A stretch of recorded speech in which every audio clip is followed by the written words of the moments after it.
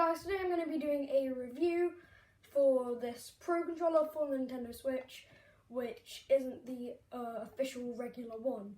So already I can see that it's wired because of this wire here, which I saw is actually surprisingly long, longer than I expected actually. So I'll just quickly unravel this.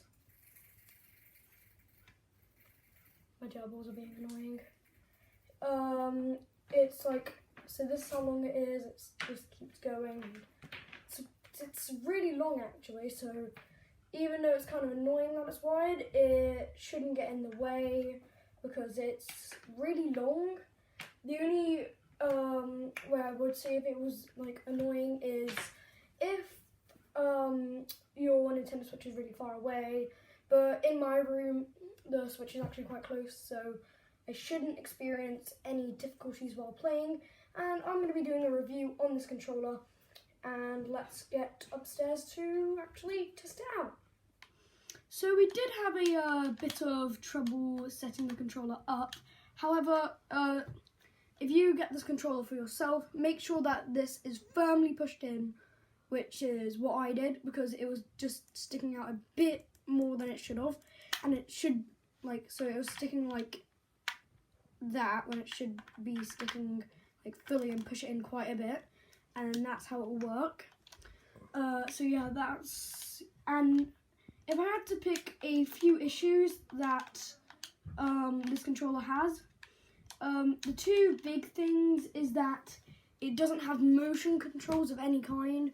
So if the cameraman could kind of record like this, you can see Mario here, if you want to actually get the TV.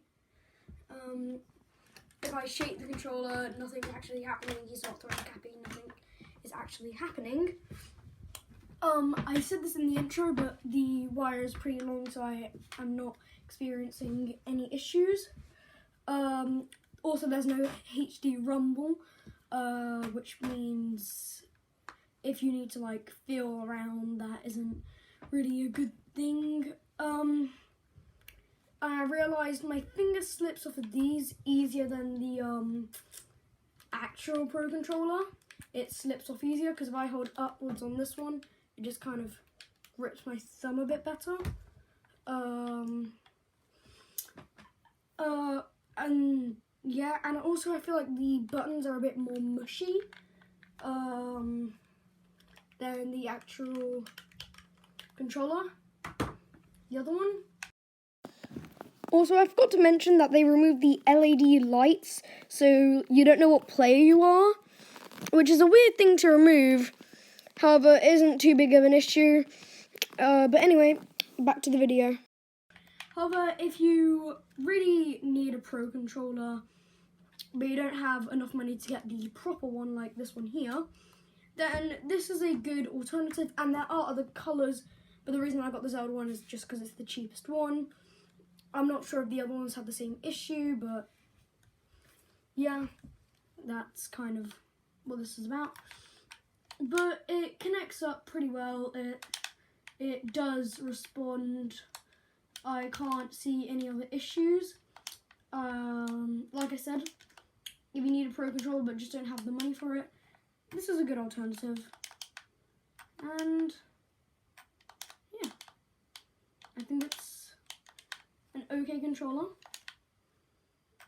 They do sell non-wired ones and ones that look like the GameCube controllers. They do sell other ones, but like I said, this was the cheapest one I could find.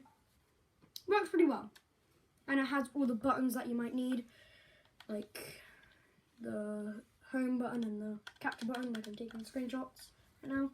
Works perfectly. So I know this is the third time I'm saying this, but still, if you don't have enough money, get this one, and it works pretty much perfectly.